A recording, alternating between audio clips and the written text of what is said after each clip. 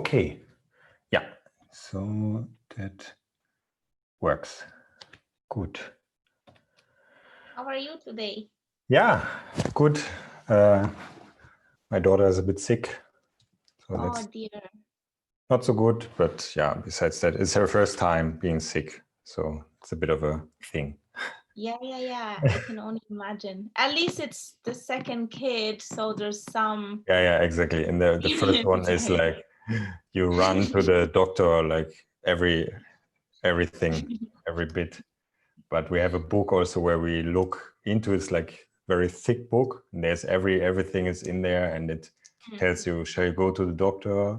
Yes or no? Shall you go to the doctor immediately or tomorrow? And so on and so forth. And it makes it all a bit more calm down. Yeah, but with the second one, it's definitely much more relaxed. Well, I hope it goes smoothly and she recovers quickly. Yeah. I also hope so. Good. And how are you today in our third talk? Yeah, good. It's been a good day. Funny, always a little bit nervous for the public speaking, so it's excellent to do. Good. Yeah, then let's jump right in. I look a bit at the questions this time that I wrote down. Yeah, and maybe I say that you were not 100% sure how much you liked your own answers from last time. So it might be that, I don't know, maybe you say this time something that is a bit different from last time. That is maybe, I don't know if it would be contradicting or just a different point of view or a different angle or something like this. Let's see. But I would like to start with a very practical question, which is, what was one of your last sessions that you taught like? Yeah, it doesn't need to be the last session, but one of the last session. And it doesn't matter if it was like a group or single person or, yeah, I would be interested in that. Okay, let me see which one. I think I'll pick a group one. There's some, really lovely ones that come to mind. But I think the group one will be more fun, like story and scenario and context. So group one would be in the last couple of classes, both for elderly and also the younger group, I gave some coordinations that seemed like nice for the group.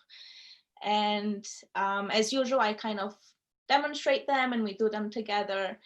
And this time it's been really fun for us to share. I would leave the situation before anyone has got it, but I see that everyone has something in their movement, right, that's relating to the task that we're doing. So I make like a little theatrical role play. I'll say like, okay guys, so we are now an army and I am your general, but I have been killed. Someone just shot me. And, you can choose to do whatever you want. You can also leave your friends to die and run away, and that's fine. But your chances of survival will be a little bit lower, most likely. And your friends also chances of survival may be lower. So if you can get the coordination together, then you will leave the enemy territory, right? But you have to work together and problem solve. And it's really been fun, a bit like a little social experiment that does get us all really close. And just so inspiring to see how the group works together. So initially there's like the leader, and then the leader changes, and then the ones that are not wanting to involve or very scared, and then it just like starts to bounce across the different strengths. Or maybe the one who was feeling they were weakest suddenly says, oh, but you guys miss this, and it becomes this beautiful collaboration. And I feel that that's something that's kind of sometimes missing in the training or in even in our daily lives, this sense of little community or tribe or army is like not my favorite, but I thought it's like a fun, powerful image to work with. And then yeah, I would kind of say, oh, actually I wasn't dead, I was just, I was shot, but I was under another body, so now I'm back, and then we'll do it together and just see how this unfolds. And one thing, this actually happened, what day is today? Tuesday morning, in my elderly class. So with the younger one, it was more like brainstorming, and that happened with the elderly too, but something extra happened that was really wonderful, because I leave a lot of gaps and openness in the instruction, so it gives them room to interpret and act as they like and need. And one of the ladies, she was so awesome. She sorry, let me give more context. So when they were slowly moving ahead, I said, okay, now you need to speed up. I add a bit more stress because enemy territory is coming, and I make the sounds as I kind of scare them to move forward away from the back of the room to go forward to the coordinations. And then two of them ran away, and the gym is made like there's wooden floor and the black mats. So they did something that I really love so much.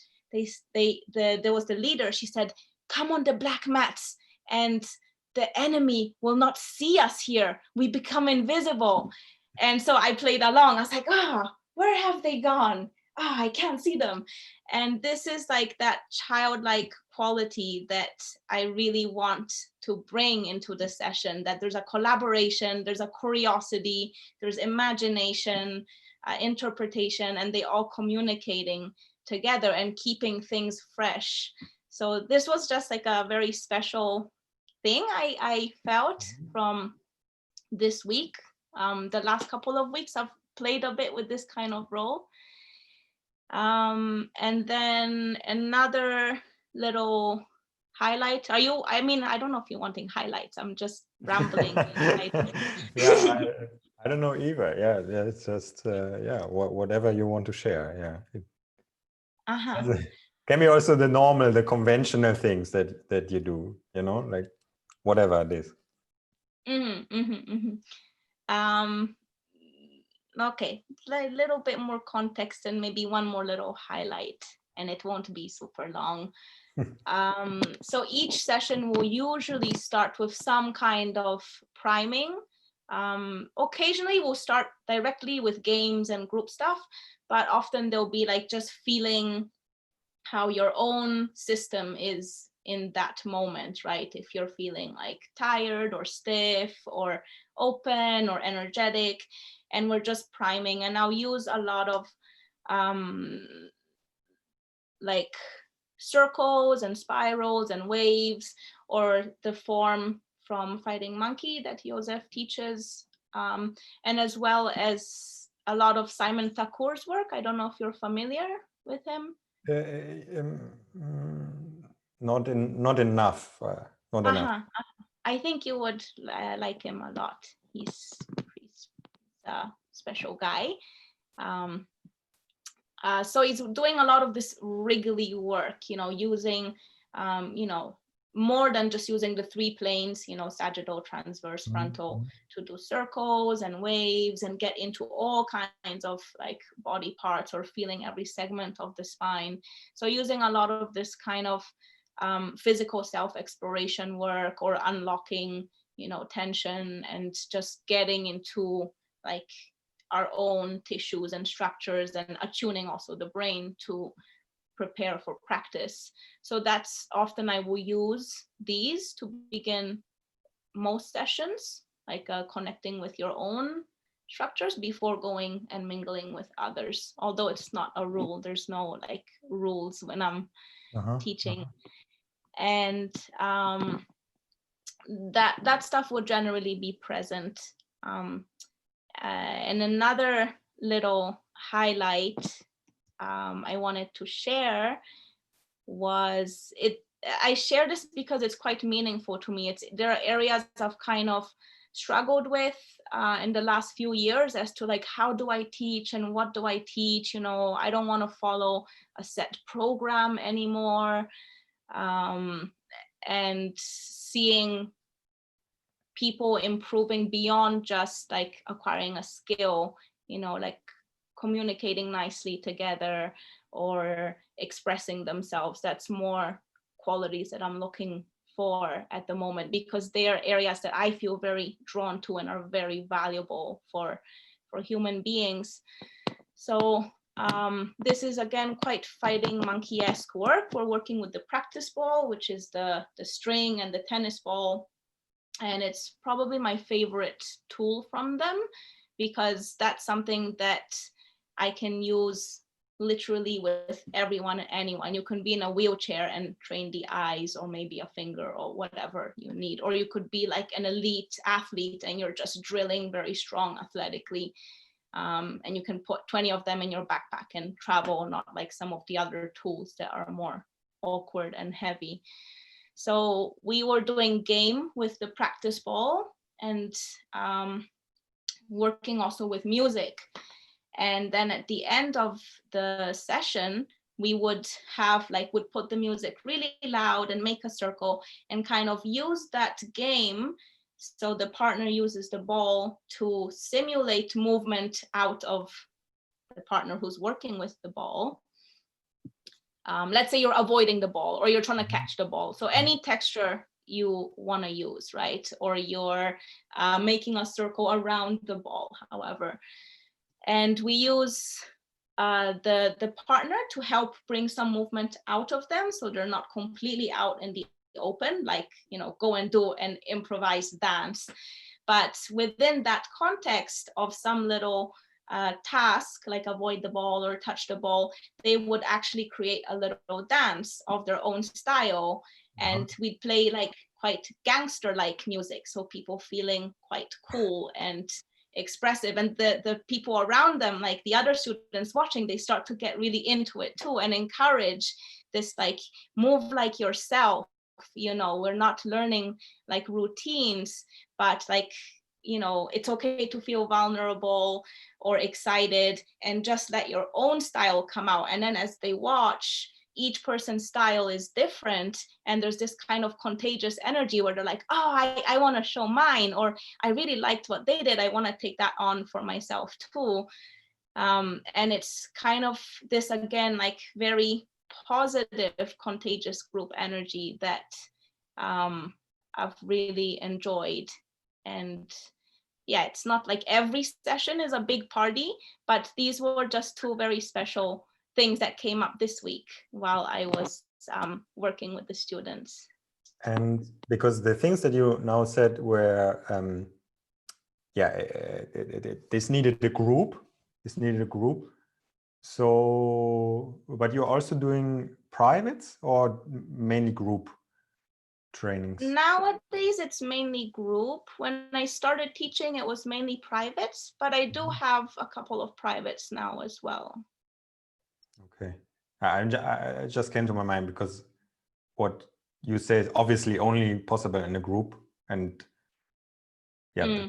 Also always interesting, the differences, no, between how you work when you have like one person or 2 or 3 or 10, or it's like absolutely really different. Yeah, totally. And how long is a session usually, a group session?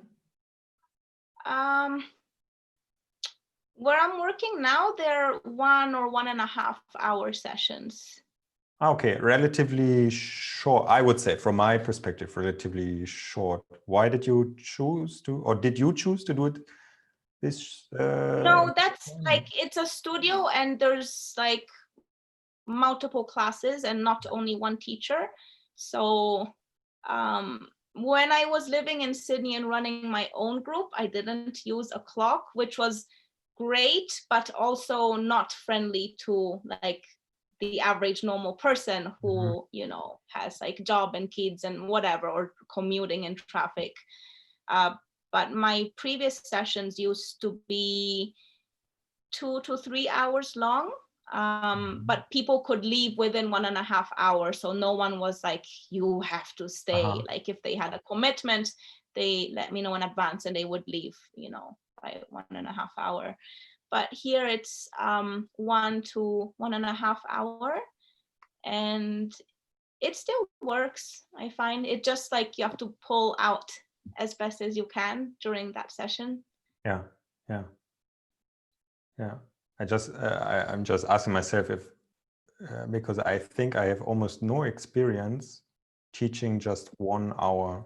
Like I did, like now in the lockdown, I did online follow along, which you also did, no? I saw something on Instagram, like a follow along that you. Yeah, I'm still doing. I really like it.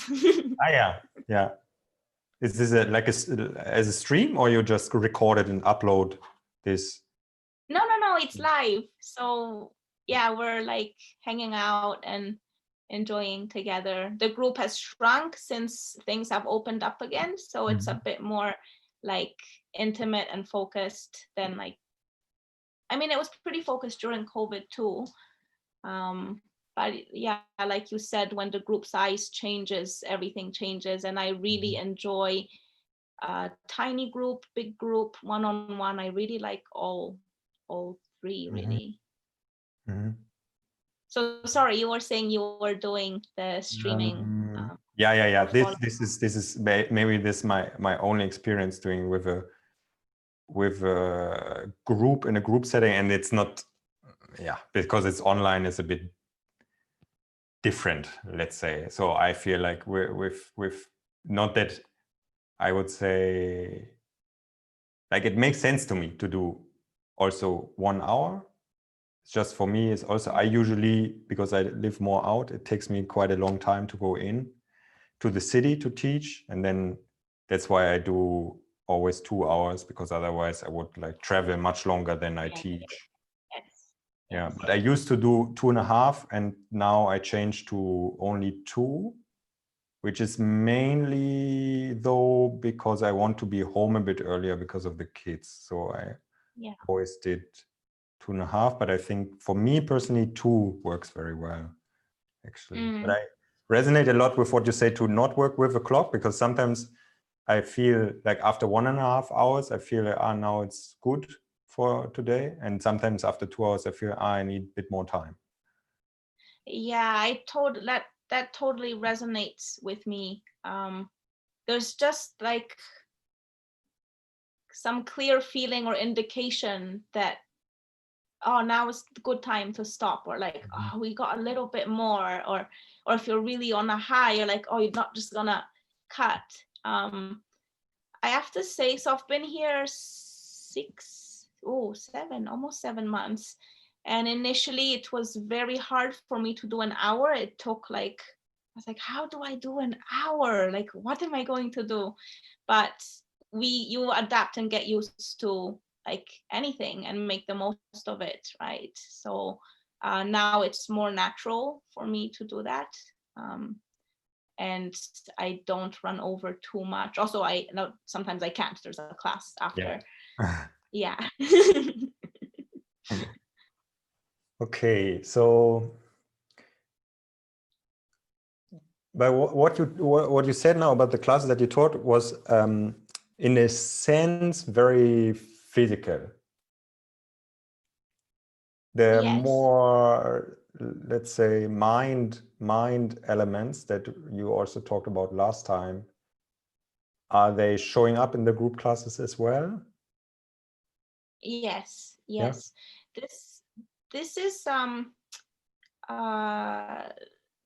still in kind of research calibration phase, but it's starting to take shape nicely for me slowly, where I start to integrate the different works. So like the inner work and the outer work. So let's say if I'm teaching a very physical class, for me, the biggest thing is for people not to go on autopilot. To just, you go in and you do the work and you know what you're doing. And and it becomes routine, much like the rest of our daily life, or what the world tries to make it for us, right? Like, okay, brush the teeth, walk here, go to work, do this. Like it becomes autopilot, and training can become that too. So I think that the inner work, like self-reflection, self-inquiry, or working on like habits within us that limit us, can be done both in like formal meditation practice, as well as throughout the day or in the middle of exercise, right? For me, that's what it's about. It's integrating them. So when I teach almost every lesson, sometimes I don't, because they already heard it and I don't want to sound like a parrot, but I will usually give two like very fundamental cues for whatever they're doing, which would be, the first one is observe how you are like learning, how you're processing stuff, how you are problem solving, right? Whether you're playing a game or like investigating your own body, or you're learning a coordination or learning a skill. So you observe your own mental processing and problem solving. And then the second layer, which for me is like personally is more important, of course it's depend on the student, is how we speak to ourselves while we are solving a problem, right? So the problem can be a fun problem, but when you're problem solving, there's some form of stress involved. It can be very positive stress, right? But let's say you're trying to do something that you're not good at, there will be like a background self-talk, right? So maybe you fail, or you're not getting something, which is usually what's like put on the student a little bit. You draw out, you know, what's the talk that's coming out? Is it like victim mentality? Oh, I have it harder than everyone else, this is really bad. Or, you know, no one has the injuries I have. Or is it like, I'm the shit, you know, I'm like awesome. Or like, each of us will have different dialogue in different scenarios. So that's where the work becomes very interesting, if the person is able to connect with that. And then sometimes, or often, hidden stuff comes up. Maybe like in my case, I felt that as a very positive person with a quite a good outlook on life, and it came up, this was actually during a silent retreat, not during movement, that when I was not speaking, and I could watch my thoughts, that like almost every other human being, they're very negative. You project like a negative outcome on something, or you think about something bad that happened in the past. And I was like, oh, I didn't actually know this. I was kind of surprised. And I was like, well, how can I work on this if I don't even know it's there? So I like to start thinking like how I can use the physical practice to draw this out, so that the inner work can be done, right? Like, oh, this is a limiting habit I have. Let me repattern it. What if like I have a positive thinking, or I try not to like listen, or like whatever comes up again, then comes like the problem solving and then the observing. So it's a lot of inner work with the outer work that happens. And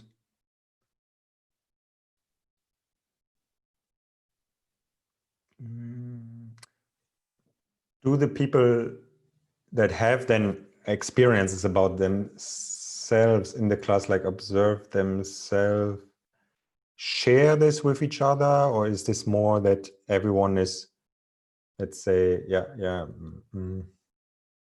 processing this by themselves? You know what I mean? Yeah. It's mixed. It's really mixed. And every class I'll have every movement class I'll have some time for discussion at least once, where I really encourage questions and sharings and observations. And yeah, like no one is forced to, for, you know, sometimes it has to just be an internal process, or not understanding what's happening, or it can be confronting. And other times people are very excited to share about it, and that can also inspire their friends. So and I involve myself in the process too, because some things I'll show I'm not necessarily super good at, and like I'm part of the work too, right? And I'll be like, oh, like I can learn something from the students, or I can say like, oh, I had this obstacle, does someone else have a solution?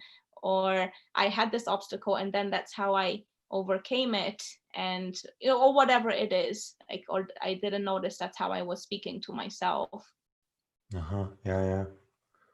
That's very nice. Yeah. Mm-hmm.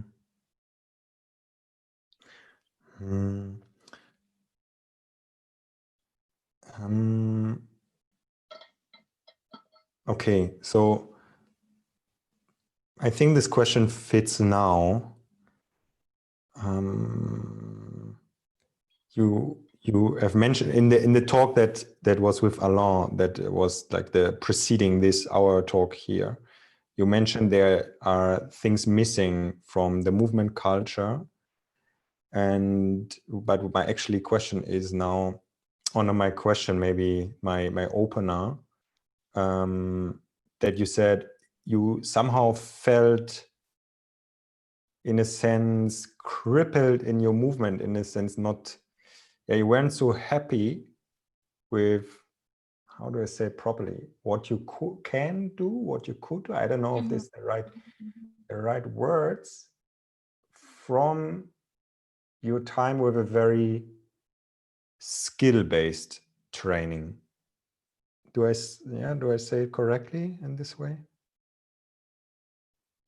Yeah. Like I wasn't fulfilled or feeling content with practicing, or in a way that was pursuing skill after skill kind of thing.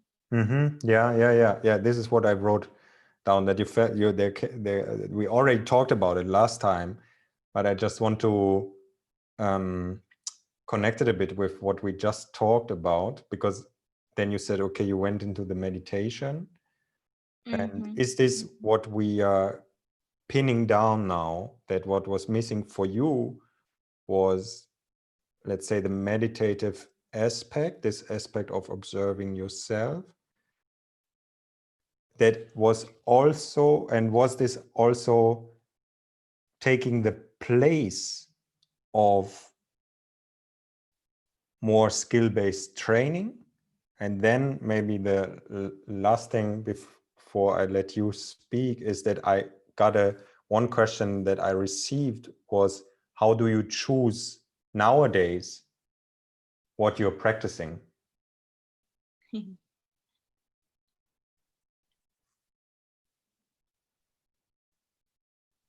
So do I start with how do I choose what I'm oh no, I should say like Whatever you what want. the problem was and how I came to the Whatever solution. comes to your mind.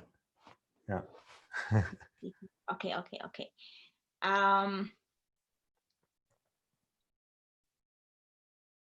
Okay, so chasing skills to me came across as looking for like happiness, freedom, and fulfillment from the world, right? So I gave the example, like we can seek comfort and pleasure and freedom and love through like material things or other people, or like developing an amazing intellect, or having amazing movement skills. So this is like what I associated as seeking fulfillment from the external world. And no amount of success became fulfilling for me, or I felt empty. I felt I was on autopilot, like I was saying before. Just I'd rock up, do the work, trust the process, follow the methodology, and if I put enough work in, I would get to the next progression check. Okay. And after a while, it felt kind of empty. I didn't know why I was doing it or what it was for. And yeah, I wasn't sure what was wrong. And it came up quite soon after that I was missing hearing my inner voice. It was silenced because I was so busy with doing stuff all the time, with training so hard. I didn't hear my own voice anymore. It was like a not important enough to listen to, because there was something bigger I was always chasing and putting all my trust into outside. And another thing that came up that was pretty scary was I realized that I'd been investing so much time into developing these foundations so that I could be free and creative and improvise. And I realized one morning that I couldn't improvise. I could only put out like past skills that I had collected, right? Maybe like a beautiful integration. So I was like, I don't know what creativity is. And now, me looking back, like I see creativity as such a fundamental human quality that, you know, we have this amazing intellect and this crazy adaptable body, and we should be creative through it, right? Like each of us are diverse and bring that to the world to enrich ourselves and others. And all of a sudden I was in this kind of monotone thing, doing what all my friends were doing and not feeling satisfied by it. So that brought me towards spiritual practice, where I was like, okay, so this like peace and freedom and joy and love, they're not from the world. We can experience them in the world and have beautiful relationships and beautiful experiences, but everything comes and goes. You know, we love our parents and they will die one day, and we will own stuff and we will lose it, and we will get like success and failure, and everything's always fluctuating. So I started to get more and more interested in not being like chasing this stuff. And meditation was extremely helpful with that, to really silence like all this chatter and all these things that were pulling my attention all over the place, and really feel like, oh, I can feel my own presence and be content, and not feel really insecure as I'm losing a lot of these skills that I developed. You know, like what's the world going to think? Like, oh, before she could do like one arm handstand and this, and now she's this like pathetic, lazy person who's just talks about some meditation. She's become like a crazy hippie or something. And yeah, like again, this was like more of this inner dialogue coming out, but at that point it becomes entertaining and not taking myself so seriously. And yeah, it just showed me, I was like, I have to seek like creativity. That's very important. And I kind of had that when I was fighting, because there's no way you can enter the ring and bring a script with you. It's not gonna work. And there was also more humility when I was fighting, because when you get hit in the face, you become pretty humble. Like there's a different kind of respect. You're put in check with what you're doing. You're exposed, and like you get that immediate feedback. And there's a kind of, like we spoke about last time, sacredness, or something more than just doing the physical activity. Like if you look at a surfer, their relationship with the ocean is also a sacred one. The ocean will kill them if they're stupid or not respectful. And there's this like, wow, the ocean, they like surfers call it like my mother, the ocean, right? It's very beautiful. Or a climber on the mountain, right? You can't take the piss. Or if you go into combat, which is a, you know, very primal way of like two human beings trying to compete, like let's wrestle, who's better. That gives you that instant feedback. And that was kind of missing for me in movement culture, and I got a bit lost. And long story now, coming back towards the other side, for me it was about finding creativity, hearing my own inner voice, while also silencing all the chatter or things like my own appeal to get like self-value and fulfillment from worldly things, or being very attached to them. So it's not that I don't enjoy worldly things now, but there's like, it's less of a trap, I feel, or it's a shorter or smaller trap when I do like fall into it. And yeah, it is integrating spiritual practice into the, not just physical practice, like throughout daily life, finding joy in daily life, like bringing this childlike quality into whatever I do, the routines throughout the day seen from a different lens, and less about I need to achieve something, I need to prove something. And you wrote several times already about that you are doing pottering as well, and also that cooking is a very important thing for you. Yes. Is this because it's both very creative, no? And in both is a lot of improvisation. So Yeah. did you start after this realization, or this was already present before these two things? I mean, obviously you were cooking before, but the like to approach it with such an approach that you're doing now, was this a new thing or not? Both. We need to come back after this to the question of the person who asked how I choose, which is very tricky question for me and can be very frustrating for people to hear too. So I'll go with the question I like more first, which is the pottery and the cooking. So cooking started at exactly the same time that training started for me, pretty much. Like, seems like a funny coincidence. So I was 15 or so, and I was just really, really wanted to learn how to cook. Like, I've always loved food, and I grew up in 8 different countries. So I really had this like intimate, enjoyable connection with food. And also being like growing up half Italian, half Chinese means I pretty much ate everything. Like, there wasn't, especially Chinese, they eat everything, right? So I started just cooking at home. I would look at recipe books, cooking shows, ask my dad, ask people who cooked, or when I traveled, ask people in the street how they made stuff, and just started experimenting by myself at home.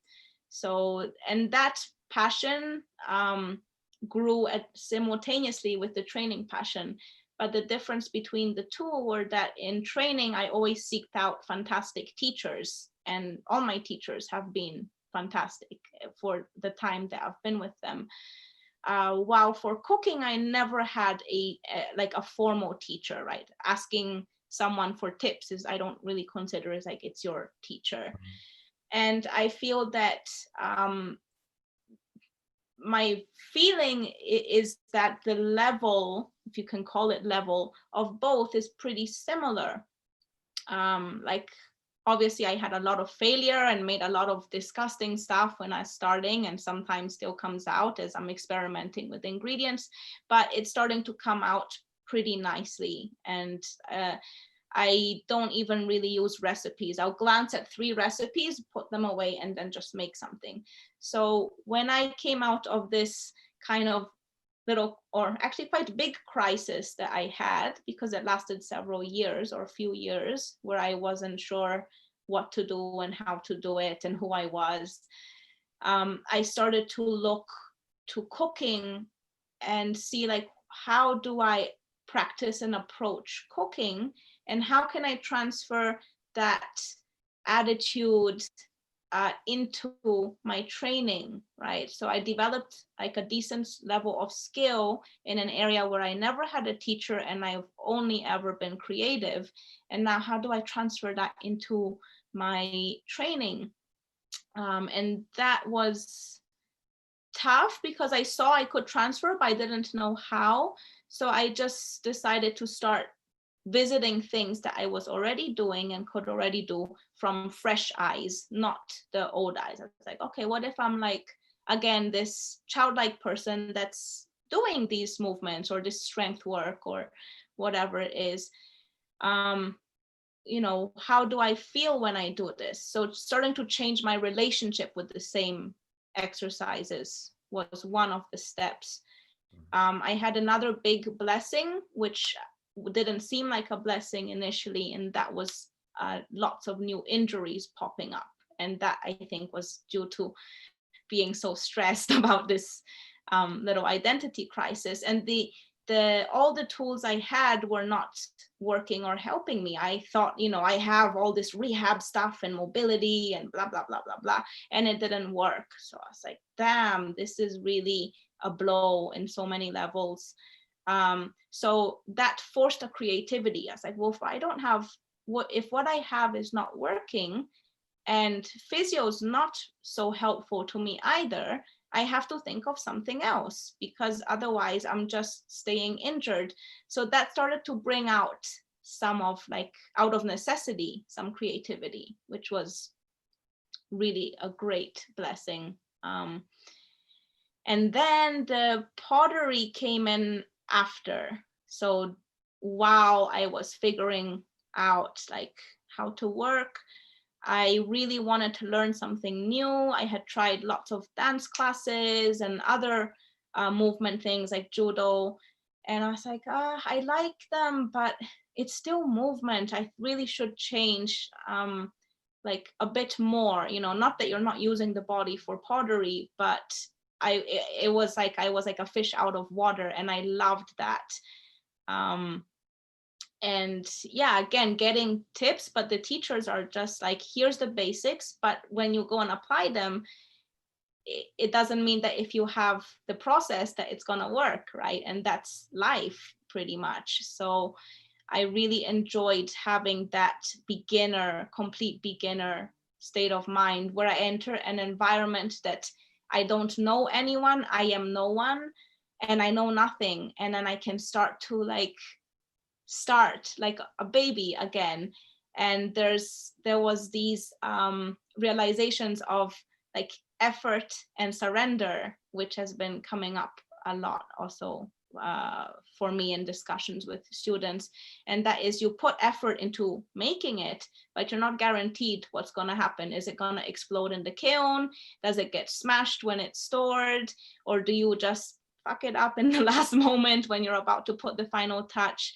So it's like I can see it a bit similar to planting something, right? Like you plant a beautiful flower, you get the perfect environment, fertilizer, soil, water, whatever, but you're not guaranteed that it's gonna grow, right? There's something bigger. So for me, it was like, maybe the kiln gods will bless me this time, or maybe not.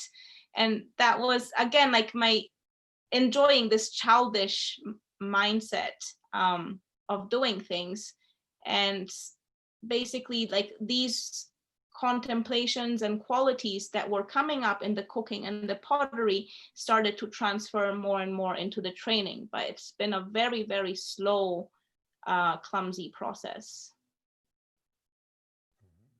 Mm-hmm. Makes sense. Yeah. Yeah, I hope so. Yeah, no, it makes sense for me. I also like to ask about this because you do pottery too, right? I not at the moment. I can do some pottery. I like just with the hands. I didn't do with the wheel. The wheel, yeah. But since I was in a school where I learned all sorts of things, I was not in a normal school, but in a school where I learned to work with all sorts of materials.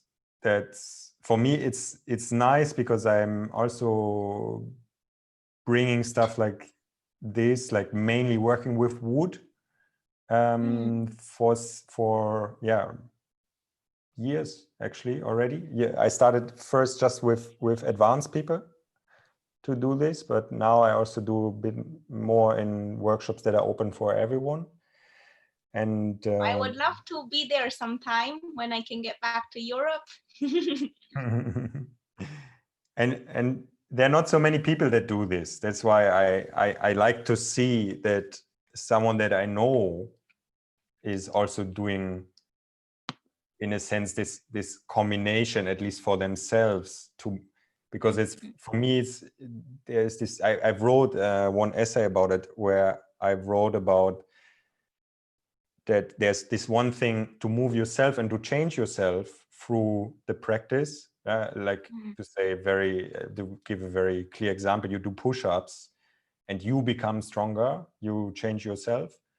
And then there is changing the world around you, which would be something like pottery. You take a material and you make something out of it. And this combination, for me, it seems very, I would like to say powerful.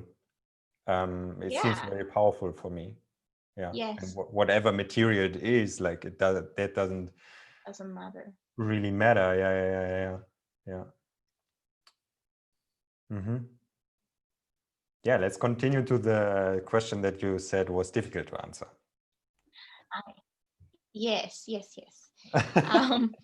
So how do I choose? I'd have to say that after years of using pretty structured and even strict programming, I started to reject that more and more, mainly for that, again, my own journey of self-discovery and finding creativity as like, if I am following this program, or using metronome or doing all this, it's putting me to sleep. I have to break free from it, and breaking free from it was very scary as well, because it's, you appear and you're like, what are you going to teach? I'm like, oh, I don't know, just see how it goes. And that's actually how I do prefer to teach now. But it can be like awkward for people who are not used to that. So I do, like, in the same way how we were saying that more or less when the session is ready to end, right? Like, it's just like a feeling. That's how I prefer to rock up and teach. So I'll see, like, what's the season, what's the weather, how are people's state right now, what have we been working on, is there someone who's like really weak or injured or in trouble? Can the group help to uplift that person? Or like, so I'm kind of showing up, and I have some ideas of like, okay, I really want to work on bouncing, or I really want to work on breathing, but the idea may completely be scrapped when I arrive to the session. And I will kind of check in with them. Sometimes we talk verbally, and other times you just kind of sense like what's going on. And then we begin maybe some priming, or even give a little test, like some closed eye stuff and balance work, and see like, oh, okay, their nervous system's pretty shot today. Maybe we're not gonna do like really vigorous stuff, or maybe it's like spring and people are really bouncy, so let's push now. So I kind of go in and observe how the people in the room or the environment feels. When I used to work outdoors, that was actually easier because maybe the weather or the environment favor or prevent certain things. So you have to adapt, and I liked that live adaptation. But now that it's more in the studio, Canberra gets pretty cold. I know you train outside, and I've heard rumors of your horrific ice sessions in winter. But here we have like I favor tropical environment. So here I'm quite glad to be inside in winter. And I'll still work by feeling, but once we begin, a theme will come up. And usually that theme will stick around for a few weeks with flexibility and variations. But yeah, I'd have to say it's pretty spontaneous. There have been classes where I've gone and 2 people have come up and with pretty specific injuries, and I'll go, why don't we just do a bit of a rehab session and do some games that help the rehab? Or maybe 20 people show up and then it's like, okay, let's do something that really makes use of this group dynamic. So that's my own preference. So it's a bit like my cooking, I have to say. I open the fridge, I look at what ingredients there, and usually it will match the season, and I try and make something nice with it, basically. Okay, and that goes also for your own practice.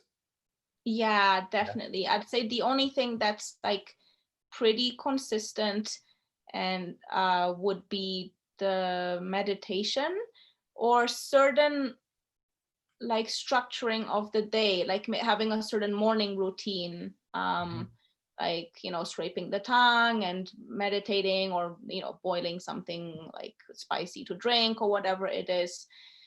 And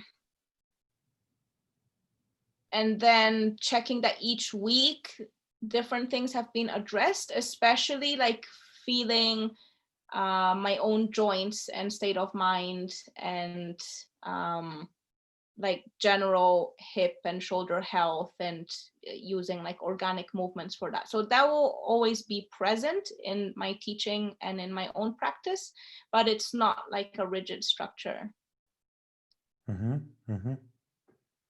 Okay. Yeah, I hope this is enough of an answer for the person that asked. But I think, yeah, I think it is.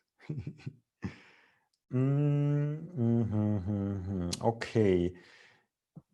There is there's one part on your website that I like, that I just want to mention. That is the part, what is expected from you?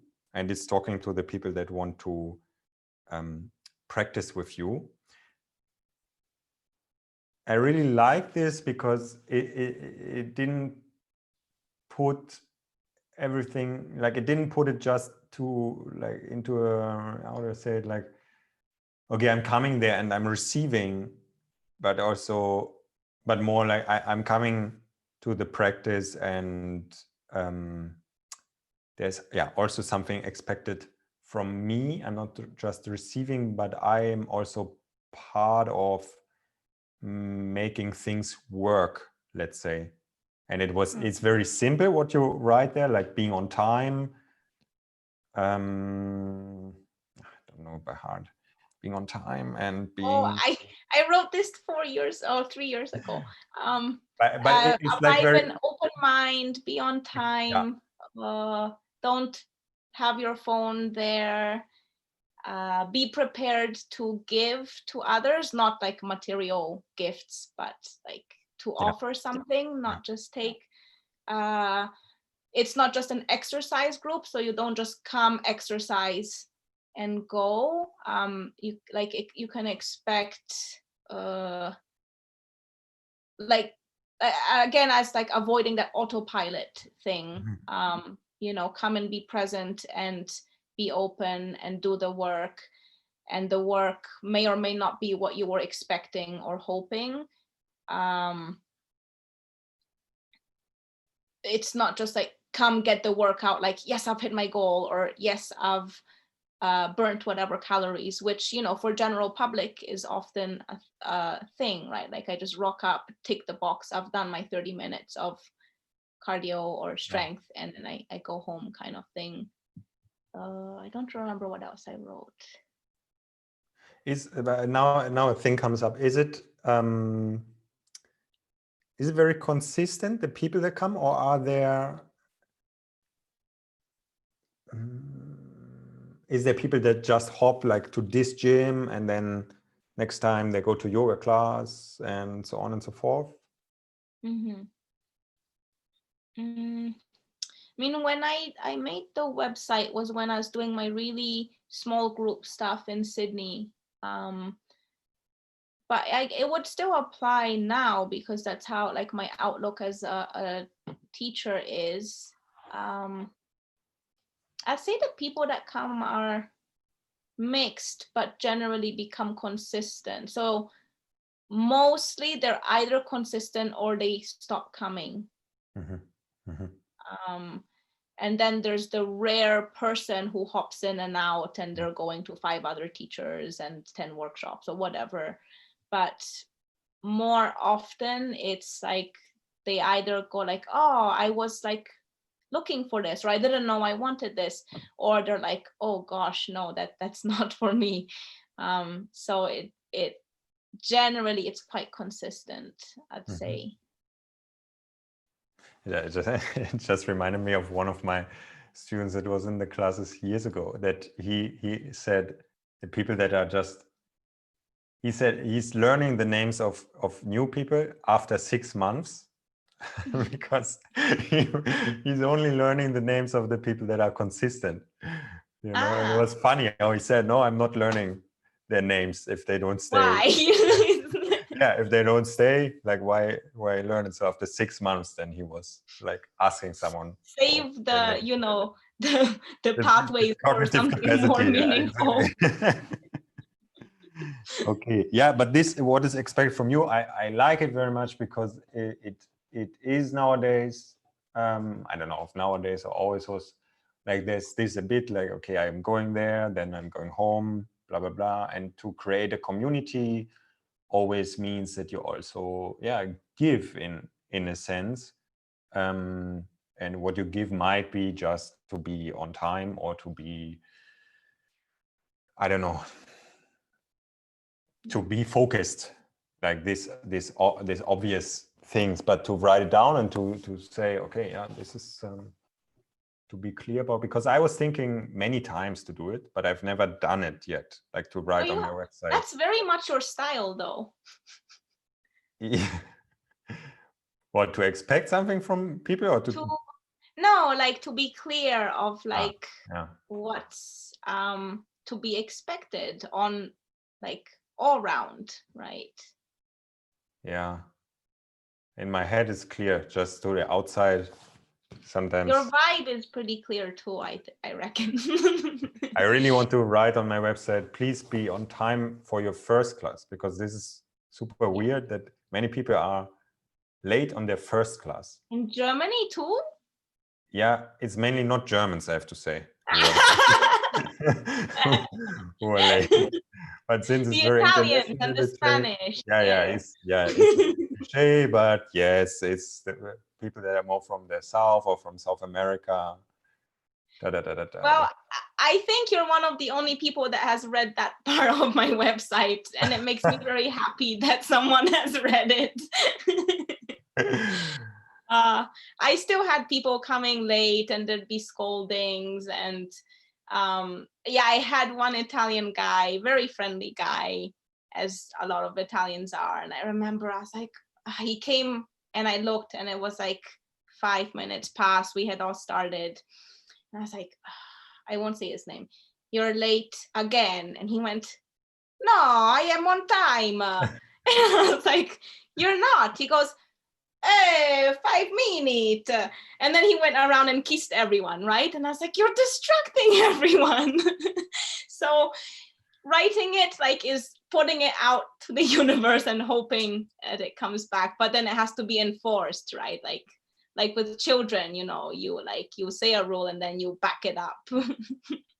Yeah, I also had a lot of moments like this. Actually, the same person that said I'm only learning the names after 6 months, he's Spanish and he was also always late.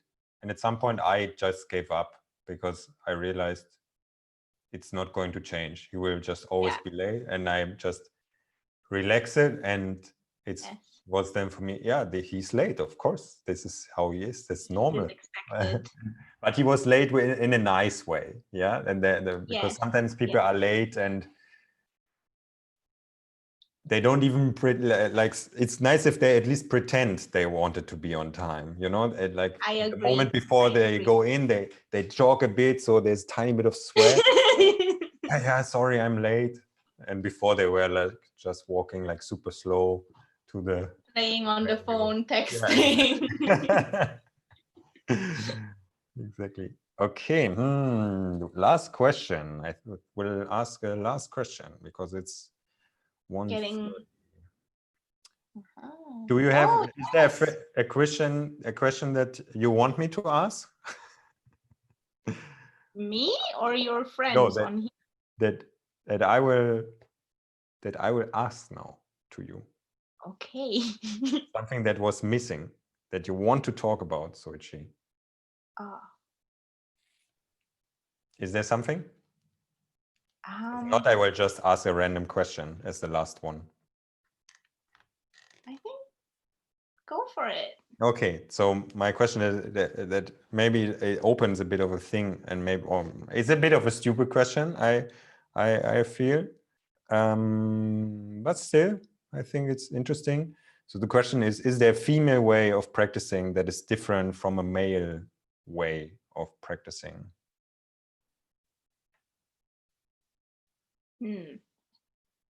Good question. And I like it. It's something that's come up a lot. I'd say there's like a mix of answer as usual. So when I was studying anthropology, I was really loving a lot of the gender work. And one quote that I really liked what is that there is a bigger difference within the sexes than between the sexes. So you can have, right, like big variations in both. And I see this to be true. But with that being said, I also do see that there are certain innate more feminine or more masculine qualities, right? Like let's say stereotypically assertiveness is more masculine, and timidness may be more feminine, right? The opposite. So I'll come back to the qualities, but I think there are some differences, mainly relating to the female hormonal cycle, right? So this is both on a monthly basis and across a lifetime. Men have cycles too, but I don't really know much about them, or how you can speak maybe for the experience, or so. But yeah, for women, definitely, let's say when I was fighting, if I happen to be first I tried not to get a fight on the time that I was menstruating, but it may have happened, and then becomes really, really hard to cut weight. You need a lot of energy to train very hard, and you just feel like sluggish and slow, and it's real. It's not just like an idea that, oh, I'm a girl and I have whatever. So that changed how I approach practice. Like when I switched later to movement practice, I wouldn't want to lift heavy weights on those days. And so it would vary depending on that time. And obviously, as you or as a father would see also your partner going through different stages, right, of pregnancy, childbirth, postnatal stuff. So that really affects. And then women, they may have even like miscarriage, or there's like menopausal stage, and that really affects like your body, and your symptoms and your emotions are all tied together, and that's a very real thing to consider. I also feel that with females there may be more often a need to talk about feelings, and not in like a pathetic way. But let's say I relate again to being a fighter, getting super nervous before the fight. I didn't really have a coach that would discuss the mental health aspect of preparing for a fight. It was always like, how fit are you? What are you eating? But not like, how are you feeling? Can you change that to help you perform better? Again, I can only speak from a female perspective, but if we have time, which we're definitely over, or I can save it for another, maybe a writing or one-on-one, there is a little bit of a story to my own journey with masculinity and femininity and training. Okay, if you would open a bigger topic now, then I would keep it for another time. Yeah. Okay, so what I wanted to say about the qualities is that there are, I feel, naturally inherently more masculine and more feminine qualities, and that as a woman, but also for men, it's important to see like the strengths in both and embody both. So I want to have like positive, healthy, masculine qualities within myself, as well as positive, healthy, feminine qualities within myself, right? Not just like accepting a stereotype and then putting that out into the world, into the practice. So being, maybe I want to wear a pink dress and be central, but really powerful and assertive at the same time. Or, you know, I want to wrestle and grunt, but then I want to like, and it's not like restricted, right? And men should also be free to have this. It's not like, just one final thing I want to say is femininity for me was for a long time seen as a weakness because I was in male dominant environments and sports. And now I don't see it that way at all. Women are very, very powerful. They create life. They can bear extreme pain. They have amazing endurance. So why not have like me as a woman taking on the masculine qualities I was seeking from my practices, as well as embracing my natural feminine expression. And also, let's say for you as a man, what's wrong with taking on feminine power and expression, as well as like, you know, embracing that masculine side?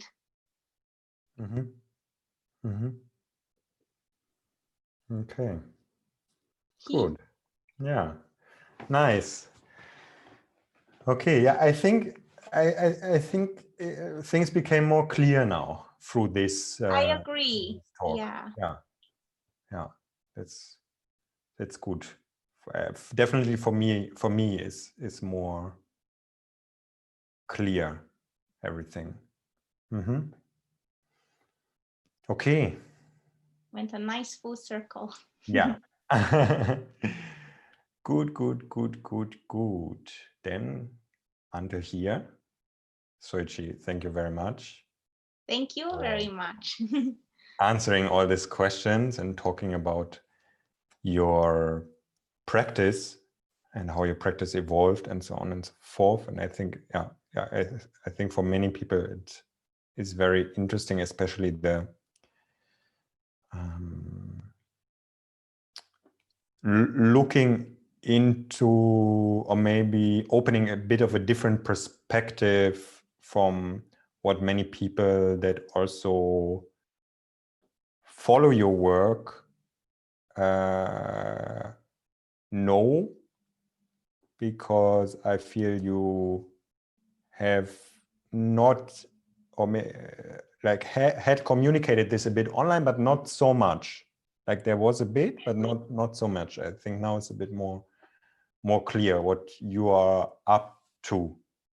Yeah. Good. Yeah, it's helping my own clarity, because it's still like